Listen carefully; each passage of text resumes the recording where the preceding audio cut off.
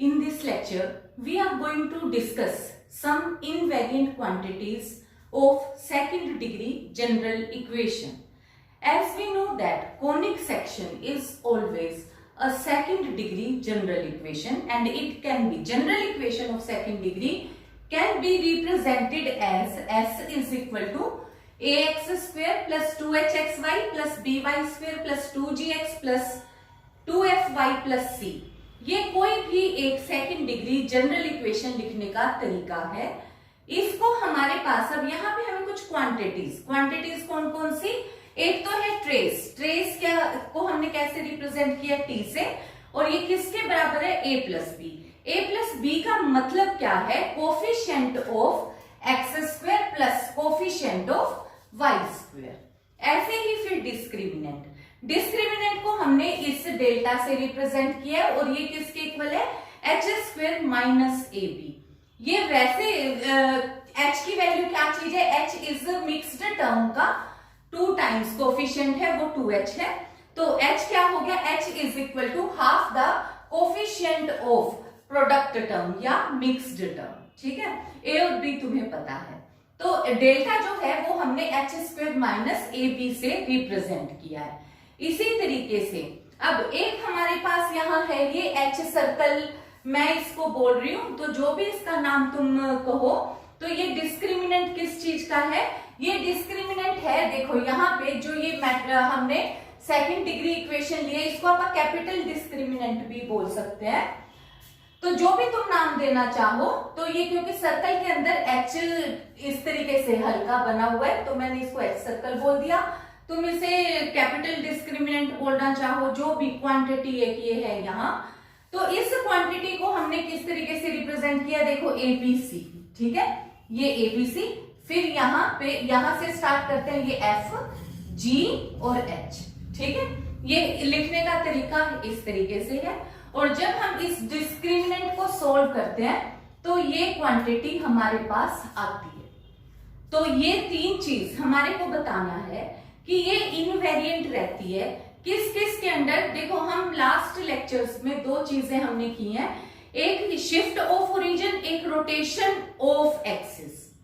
तो उन 2 कंडीशंस में ये 3 चीजों पे कोई असर नहीं पड़ता। तो इसमें मैं सबसे पहले स्टार्ट कर रही हूं शिफ्ट ऑफ ओरिजिन। तो ये तीनों रिजल्ट्स हम शिफ्ट ऑफ ओरिजिन के केस के लिए पहले डिस्कस करेंगे। अब देखो, जब मैंने शिफ्ट ऑफ ओरिजिन किया तो जब हम क्वेश्चन करते थे लास्ट में, तो हमने कहा let the origin be shifted to H K, पर यहाँ पे क्योंकि मेरे पास यहाँ पे वैल्यू एच एफ जी यहाँ ऑलरेडी है, तो इसलिए मैंने यहाँ पे अब नाम, क्योंकि पॉइंट पे ही शिफ्ट करते हैं, तो मैंने x1 y1 यूज कर लिया। कोई फर्क नहीं पड़ता हमने कौन सा नाम दिया, तो मैंने ओरिजिन को शिफ्ट किया है टू पॉइंट x1 y1। तो उससे मेरे पास अब यहाँ पे क्या आ गया, x is equal to x dash plus x1, y is equal to y dash plus y1, where जो ये x डैश और y डैश है ये मेरे पास क्या है, new coordinates of point P, और एक्स वाई है old coordinate of point P, जो भी हम एनी पॉइंट लेते हैं कर्व के ऊपर उसका पॉइंट। ठीक है, ओल्ड और न्यू के अकॉर्डिंग x1 y1 वो पॉइंट है जहां हमने ओरिजिन को शिफ्ट किया है। तो जो ये इक्वेशन अब S है, ये जब मैं इस पॉइंट में इस इक्वेशन में x की जगह पे x dash plus x1 put कर दूंगी, तो ये S इक्वेशन S डैश में शिफ्ट हो जाएगी, और उसको भी मैंने नए नाम दे दिए। देखो बिल्कुल नाम सेम दिया है, बस यहाँ पे S dash, A dash, H dash, B dash, G dash, F dash, C dash कर दिया। स्मॉल xy की जगह पे कैपिटल XY, क्योंकि एक्सिस तो हमने शिफ्ट कर दिया। ठीक है, तो मुझे पता हो कि कौन सी नई इक्वेशन कौन सी पुरानी, तो इस वजह से मैंने कैपिटल XY एक बार के लिए नाम दे दिया। तो अब इस तरीके की कोई इक्वेशन मेरे पास शिफ्ट हो जाएगी। तो ये एक्चुअली में जब मैंने इसके अंदर ये वैल्यूज पुट करी, तो एक्चुअली ये इक्वेशन बनती है S dash is equal to a x dash plus x1 whole square. ऐसे ही मैंने सारी वैल्यूज इसमें सब्स्टिट्यूट कर दी। देखो, तो जो ये a डैश है, a डैश कौन सी क्वांटिटी है नई इक्वेशन का, तो देखो मैंने a डैश को क्या लिखा, coefficient of x dash square. तो जो ये कैपिटल X है ये हमारा x डैश स्क्वायर टाइप है, ठीक है। तो ये वाला जो कोफिशिएंट है यहां से, क्योंकि इक्वेशन मेरे किस में जा रही है, x डैश में, तो ये जो x डैश है इसके साथ का कोफिशिएंट तुम देखो कहीं पे भी स्क्वायर करूंगी जब मैं, तो सिर्फ और सिर्फ a आएगा, a square plus b square plus 2ab, ठीक है। और तो कहीं पे ये x1 तो h की तरीके से है, प्रोडक्ट करूंगी तब भी लीनियर टर्म, तो यहाँ पे भी देखो कहीं पे भी x डैश का स्क्वायर आया ही नहीं, यहाँ पे भी नहीं, कहीं पे भी नहीं, ठीक है। तो मुझे ये पता लग गया कि जो नया a डैश है वो पुराने a के ही इक्वल है। बिल्कुल इसी तरीके से h डैश क्या है, प्रोडक्ट टर्म का half of coefficient of x dash y dash. अब यहाँ से देखो x डैश y डैश यहाँ तो है नहीं, यहाँ पे है x डैश y डैश और तो कहीं है नहीं, और वो भी क्वांटिटीज की भी क्या है, कांस्टेंट है इसके साथ 2h, यानी कि ये अगेन मेरे पास h के ही इक्वल है, यानी कि ओल्ड वाले ही h के इक्वल है। ऐसे ही अब b dash is equal to coefficient of y dash square, और ये मेरे पास y डैश का स्क्वायर देखो यहां से मेरे पास आ गया b। अब इसी तरीके से g डैश क्या है, coefficient of x। Coefficient of x तुम्हारे को एक तो पता है कि यहां से भी मेरे पास एक कोफिशिएंट जो x का आएगा तो वो वाली वैल्यू मेरे पास x डैश की आएगी, तो वो कौन सी आएगी, 2ax डैश x1। तो यहाँ पे मेरे पास आ गया x1, तो यहाँ पे रिजल्ट जो है इसके अकॉर्डिंग मैंने यहाँ पे शिफ्ट किया, तो ये मैंने यहाँ पे half of coefficient of x dash, ठीक है, g डैश, क्योंकि g क्या है, g 2g मेरे पास कितना था, 2 टाइम्स g, तो इसी तरीके से g डैश क्या हुआ, half of coefficient of x dash, f क्या है, half of coefficient of y dash, ठीक है। और कांस्टेंट तो c ही है, मतलब जो भी बचा वो हमने दूसरे तरीके से यूज कर लिया। तो देखो अब मेरे पास यहां से क्या आया, 2ax dash x1, x dash का तो मैं कोफिशिएंट ही लिख रही हूं, तो इसलिए मैंने क्या लिखा, हाफ लिखा है ना उसका, तो ax1। बिल्कुल इसी तरीके से अब यहां से मेरे पास, क्योंकि x1 का कोफिशिएंट x1 जब मैं इसके साथ x डैश इसके साथ मल्टीप्लाई करूंगी तब मेरे पास आएगा, तो ये y1 के साथ मेरे पास h लग के आ गया। इसी तरीके से x डैश का कोफिशिएंट एक यहाँ पे है 2g, 2 आया था, हाफ हमने कर दिया तो ये आ गया। बिल्कुल इसी तरीके से f डैश हो गया half of coefficient of y dash, और बाकी बचा हुआ मैंने सारा ये कांस्टेंट में इकट्ठा कर दिया। अब जब मैंने कांस्टेंट में इकट्ठा किया तो तुम ये चीज चेक करो कि ये बिल्कुल एज इट इज, ये जो हमारे पास इक्वेशन है इसी में x1 y1 ही लिखा हुआ है, और बाकी ये एज इट इज मेरे पास आ गया। अब हमारे को क्या चेक करना है, 3 quantities. First of all trace, तो मैंने कहा न्यू ट्रेस मैंने मान लिया t है, वो किसके इक्वल होगा, a dash plus b dash के। अब पर मुझे तो पता है a डैश a के इक्वल है, b डैश b के इक्वल है, तो यानी कि जो ओल्ड ट्रेस है उसी के इक्वल ही मेरा न्यू ट्रेस आ गया। ऐसे ही न्यू डेल्टा डिस्क्रिमिनेंट मेरे पास क्या है, h dash square minus a dash b dash, पर h डैश किसके बराबर है, h के, a डैश b डैश मुझे पता है ये a b के इक्वल है, तो यानी कि जो मेरा न्यू डिस्क्रिमिनेंट था वो बिल्कुल इक्वल टू ओल्ड डिस्क्रिमिनेंट आ गया, यानी कि ये 2 क्वांटिटीज तो मेरे पास इनवेरिएंट आ गई। अब मैंने ये कैपिटल डिस्क्रिमिनेंट निकाल लेती हूँ, तो यहाँ a dash h dash g dash, देखो a dash b dash c dash f dash g dash h dash लिख लिया मैंने, और यहाँ पे मैंने सारी क्वांटिटीज लिखी हुई है a डैश h डैश, ठीक है, वो मैंने यहाँ पे बिल्कुल डिटर्मिनेंट में सब्स्टिट्यूट कर दी। जब मैंने डिटर्मिनेंट में सब्स्टिट्यूट करी तो देखो ये कॉलम 1, ये कॉलम 2, ये कॉलम 3। अब मैंने कॉलम वाइज ऑपरेट करा, मैंने C3 कॉलम में इस फर्स्ट कॉलम को x1 से मल्टीप्लाई करा और यहाँ सब्ट्रैक्ट कर दिया, तो ये कट गया, ऐसे ही ये कट गया। इसको y1 से मल्टीप्लाई करके यहाँ सब्ट्रैक्ट करा तो ये कट गया, और यहाँ पे भी क्वांटिटी सोल्व करने के बाद मेरे पास इस तरीके की आ जाएगी। इसी तरीके से जब अब मैं दोबारा से, अब क्योंकि मेरे को अब ऑपरेट करना है तो ये वाली चीज भी मैं ऑपरेट कर देती हूँ, तो अब मैं रो ऑपरेशन लगा देती हूँ। अब देखो हमने रो ऑपरेशन ऑपरेट किया, तो रो ऑपरेशन भी अब मैंने इसी तरीके से जैसे कॉलम लगाया था, अब R3 minus x R1 minus y1 R2 लगाया। तो उससे ये क्वांटिटी देखो, यहां से ये x1, ये a के साथ x1 मल्टीप्लाई किया, ये कट गया, y1 मल्टीप्लाई करा, ये कट गया, कितना आ गया g। तो इस तरीके की क्वांटिटीज मेरे पास आ गई a h g h b f g f c, जो कि अब पुराने वाले और नए वाले, ठीक है। तो देखो नए वाला जो ये क्वांटिटी थी वो किस में शिफ्ट हो गई, बिल्कुल पुराने वाली a b c f g h के अकॉर्डिंग ही मेरे पास वही सेम डिस्क्रिमिनेंट मेरा आ जाएगा, जो ये कैपिटल डिस्क्रिमिनेंट है।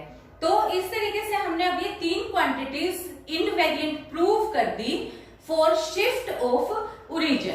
अब हम ये नेक्स्ट यही काम अब हम करेंगे रोटेशन ऑफ एक्सिस के लिए। नेक्स्ट हमारे पास है रोटेशन ऑफ एक्सिस। अब देखो रोटेशन ऑफ एक्सिस के लिए भी हमें यही तीन क्वांटिटी इनवेरिएंट प्रूव करनी है। तो सबसे पहले हम लेते हैं trace. Trace is equal to a plus B. तो रोटेशन के लिए हमने कहा कि ले लेते हैं हम कि एक्सिस को हमने एक एंगल थीटा से रोटेट किया, ये काम हम कर चुके। तो रोटेशन में हम कोऑर्डिनेट को कैसे लिखेंगे, x is equal to x dash cos theta minus y dash sine theta, and y can be written as x dash sine theta plus y dash cos theta.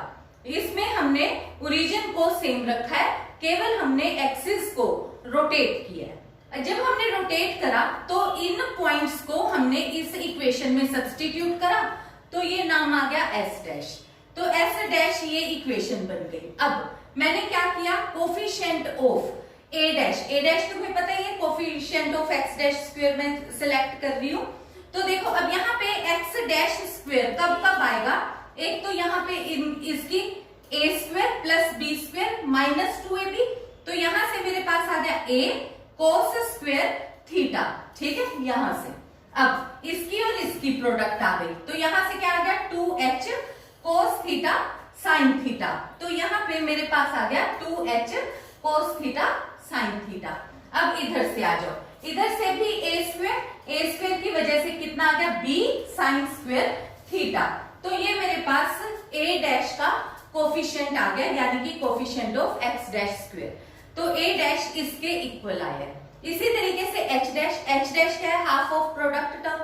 तो यहां से जब प्रोडक्ट टर्म मेरे पास, एक तो यहां से x डैश y डैश आ गया, तो बाहर आया a, साथ आया negative sign theta cos theta. तो मैंने यहां लिख लिया minus a sine theta cos theta. फिर इसके बाद क्योंकि और 2 की प्रोडक्ट थी 2ab, तो ये 2ab, तो मैंने केवल ab ले लिया, 2 काट दिया। इसी तरीके से अब देखो प्रोडक्ट टर्म में बाहर 2h है, क्योंकि 2 कट गया तो मैं सिर्फ h यूज करूंगी। इसकी प्रोडक्ट इसके साथ, इसकी प्रोडक्ट इसके साथ। तो यहां से आ गया कोस थीटा साइन थीटा, यहां से आ गया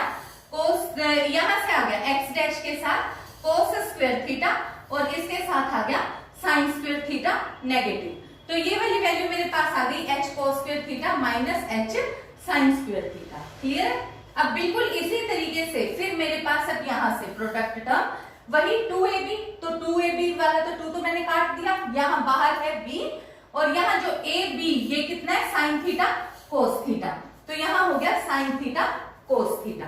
तो ये मेरे पास आ गया b sign theta cos theta. तुम अगर कंफ्यूज हुए बगैर खुद से भी कैलकुलेट कर सकते हो, तो ये जो वैल्यू है हमारे पास एग्जैक्टली आ जाएंगी। अब इधर से मैंने क्या किया, b minus a sine theta cos theta plus h, इधर से कॉमन लिया cos square theta minus sine square theta लिया। बिल्कुल ऐसे ही coefficient of y dash square मैंने लिया, तो वो b डैश के इक्वल करा। तो b डैश की वैल्यू मेरे पास क्या है, y डैश वाला कोफिशिएंट यहां से मेरे पास कितना आएगा, देखो ये पहले कोफिशिएंट का स्क्वायर प्लस दूसरे की वजह से अब यहाँ पे बाहर a लगा हुआ है और यहाँ पे साइन स्क्वायर थीटा। अब यहां से जो मेरे पास प्रोडक्ट मतलब मैंने किसका लेना है, y डैश, तो y डैश की वजह से मुझे इन दो की प्रोडक्ट को लेना है। बाहर है मेरे पास 2h, तो ये वाली वैल्यू है 2h, ये माइनस की वजह से प्लस की वजह से माइनस आ गया साइन, और यहाँ साइन थीटा कोस थीटा, ये रिजल्ट आ गया। y डैश, यहाँ पे y डैश के साथ बाहर क्या है कांस्टेंट b, और y डैश के साथ जो स्केलर है वो कितना लगा हुआ है कोस थीटा, तो यहाँ पे मेरे पास आ गया कोस स्क्वायर थीटा। क्लियर है। अब जो ट्रेस है वो मेरे पास कितना होता है, a dash plus b dash. a dash की वैल्यू ये रही, बी डैश की वैल्यू मेरे पास ये रही। मैंने इन दोनों को ऐड किया तो देखो जब 2h sin theta cos theta ये मेरे पास यहां से कट जाएगा जब मैं इनको ऐड करूंगी। इधर से cos स्क्वायर थीटा, इधर से sin स्क्वायर थीटा, तो ये मेरे पास क्या हो गया 1 हो गया। ऐसे ही b sin square theta cos square theta ये मेरे पास क्या हो गया 1 हो गया। और ये वाली वैल्यू मेरे पास आ गई a प्लस बी। और यही जो ओल्ड ट्रेस के बिल्कुल इक्वल क्वांटिटी मेरी न्यू ट्रेस की आ गई, यानी कि a dash plus b dash is equal to a plus b। Again, we have to find the new trace. New trace will be equal to h dash square minus a dash b dash. तो मैंने h dash की value substitute कर दी, h dash square minus फिर यहाँ पे a dash और b dash की value substitute कर दी जो हमने अभी डिराइव की। अब देखो यहाँ से जो ये रिजल्ट हुआ, मैंने अब यहाँ साइन थीटा कोस थीटा को 2 से मल्टीप्लाई 2 से डिवाइड किया, इसको साइन 2 थीटा बना दिया। ये होता ही cos 2 थीटा है। ऐसे ही cos स्क्वायर थीटा को भी मैंने इसकी वजह से cos 2 थीटा की शेप की वजह से 1 प्लस cos 2 थीटा ओवर 2 कर दिया। इसको 2 sin थीटा cos थीटा को sin 2 theta, sin square theta 1 minus cos 2 theta, बिल्कुल ऐसे ही सेकंड स्टेप में भी मैंने कर लिया। अब देखो मल्टीप्लीकेशन क्योंकि मुझे करनी पड़ेगी h स्क्वायर माइनस ab की, तो यहाँ पे इस रिजल्ट को तो मैंने 1/2 ये 2 यहाँ मल्टीप्लाई करके और 1/4 बाहर निकाल लिया स्क्वायर की वजह से, यहाँ 1/4 हो गया और यहाँ 2 आ गया। ठीक है, अब इधर से क्योंकि यहाँ पे भी 2 है, यहाँ 2 2 2, तो ये यहाँ मैंने 2 कॉमन मल्टीप्लाई कर दिया और डिवाइड और 2 कॉमन निकाला। इधर से भी 2 मल्टीप्लाई और डिवाइड किया और 2 कॉमन निकाला, तो एग्रीगेट में 1/4 बाहर निकल आया। 1/4 बाहर निकला तो अब यहाँ से देखो ये हो गया a प्लस b, ये हो गया, और ये 2h sin 2 थीटा और इसी तरीके से a minus b cos 2 theta. बिल्कुल ऐसे ही मैंने सेकंड स्टेप भी इसका एडजस्ट कर लिया। अब देखो ये मैंने ऑब्जर्व किया कि यहाँ a प्लस बी है, यहाँ a प्लस बी है, यहाँ पे प्लस 2h sin 2 थीटा, यहाँ माइनस, यहाँ a माइनस बी, यहाँ पे भी a minus B, value same है बस माइनस का फर्क है। तो इसलिए मैंने इसको a और ये प्लस b हो गया और ये मेरे पास a और ये वाली वैल्यू मेरे पास माइनस b हो गई। तो ये formula a plus B a minus b की वजह से कितना हो जाएगा a square minus b square, क्योंकि देखो इधर से मैं नेगेटिव कॉमन निकाल लूंगी ना इसमें से, तो ये वाली वैल्यू मेरे पास हो गई a square minus b square. तो ये फार्मूला हो गया a प्लस बी का होल स्क्वायर प्लस, अब ये देखो ये क्योंकि b है तो इसका होल स्क्वायर, इसका होल स्क्वायर किया तो इस क्वांटिटी का होल स्क्वायर फिर मैंने सोल्व कर दिया। अब इसका सोल्व किया तो ये रिजल्ट तो एज इट इज। अब ये क्योंकि नेगेटिव यहाँ पे है तो a square plus b square plus 2ab सबके साथ माइनस इसकी वजह से लग गया कि बाहर माइनस का साइन था। अब फिर देखो यहाँ से 1/4 मैंने एग्रीगेट में ही कॉमन ले लिया क्योंकि 4 यहाँ पे भी है, 1/4 इधर भी है, तो b माइनस a का होल स्क्वायर, यहाँ है साइन 2 स्क्वायर 2 थीटा, यहाँ पे अपने पास है a माइनस b के होल स्क्वायर के साथ कोस स्क्वायर 2 थीटा। अब यहाँ पे भी माइनस, यहाँ पे भी माइनस, तो ये क्या हो गया प्लस, तो ये हो गया sine square 2 theta plus cos square 2 theta यानी कि 1। अब ऐसे ही 4h स्क्वायर, इसके साथ मेरे पास क्या है कोस स्क्वायर 2 थीटा और इधर मेरे पास क्या है sine square 2 theta, minus minus ये प्लस बन गया, तो ये यहाँ पे भी कोस स्क्वायर 2 थीटा आ गया। बिल्कुल अब ऐसे ही जो ये बाकी क्वांटिटीज हैं, अब यहाँ पे है 2h a माइनस b, ये वाली वैल्यू मेरे पास देखो ये कट गई। ठीक है, यहाँ से जो भी रिजल्ट मेरे पास आएगा, रिजल्ट हो गया अब अपने पास a minus b minus a का होल स्क्वायर 2h, ये 4h स्क्वायर के साथ भी मेरे पास cos square sine square theta plus cos square theta आ गया। अब देखो यहाँ पे है 4h b minus a sine 2 theta cos 2 theta, यहाँ पे है a माइनस b, यहाँ b माइनस a। वैसे तो ये नेगेटिव और नेगेटिव पॉजिटिव बन गया, पर a minus b minus a opposite sign, तो ये वाली वैल्यू मेरे पास कट गई और एक मेरे पास ये बच गई माइनस a प्लस b का होल स्क्वायर, ये क्वांटिटीज बच गई। अब sign square theta plus cos square theta ये 1 बन गया, sign square theta plus cos square theta, ये 1 बन गया, तो वैल्यू क्या बच गई 1/4 b माइनस a का whole square plus 4h square minus a plus b का होल स्क्वायर। अब यहां से फिर अब मेरे पास क्या है, इसको मैं a माइनस बी का होल स्क्वायर भी कर सकती हूँ, क्योंकि स्क्वायर में तो हम कर सकते हैं ना, a माइनस बी का whole square is equal to b minus a का होल स्क्वायर।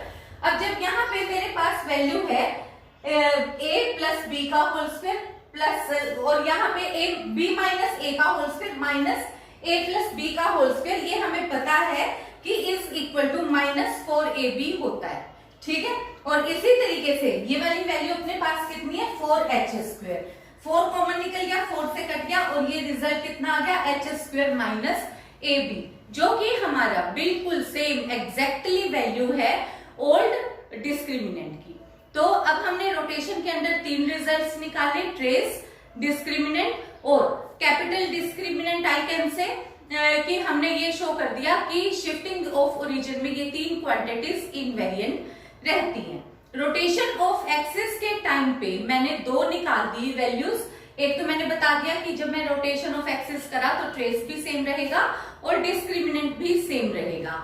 जो ये कैपिटल डिस्क्रिमिनेंट है, इसकी हमें रिजल्ट की जरूरत नहीं है, हम इसको फिलहाल के लिए एज इट इज याद रखेंगे कि ये क्वांटिटी भी रोटेशन ऑफ एक्सिस के अंडर इनवेरिएंट रहती है। अगर हमें जरूरत पड़ी तो हम इसे later on we can also discuss about this result. So that was all about this lecture. Thank you.